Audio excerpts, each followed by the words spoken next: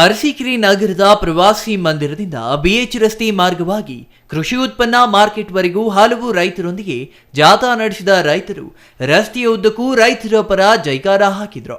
ಪಿಪಿ ವೃತ್ತದಲ್ಲಿ ರೈತರು ರಸ್ತೆ ಮಧ್ಯೆ ಮಾನವ ಸರಪಳಿ ರೂಪಿಸಿ ವಾಹನಗಳನ್ನು ತಡೆದು ಸರ್ಕಾರಗಳ ನಿಯಮ ವಿರೋಧಿಸಿ ಧಿಕ್ಕಾರ ಕೂಗುವ ಮೂಲಕ ಆಕ್ರೋಶ ವ್ಯಕ್ತಪಡಿಸಿದರು. ರೈತ ಸಂಘದ ಮುಖಂಡರು ಮಾತನಾಡಿ 2023-24ನೇ ಸಾಲಿನ ಬೆಂಬಲ ಬೆಲೆ ಯೋಜನೆಯಡಿ ಉಂಡೆ ಕೊಬ್ಬರಿಯನ್ನ ರೈತರಿಂದ ಹೆಚ್ಚುವರಿಯಾಗಿ ಖರೀದಿ ಮಾಡುವಂತೆ ಸರ್ಕಾರಗಳಿಗೆ ಒತ್ತಾಯಿಸಿದರು.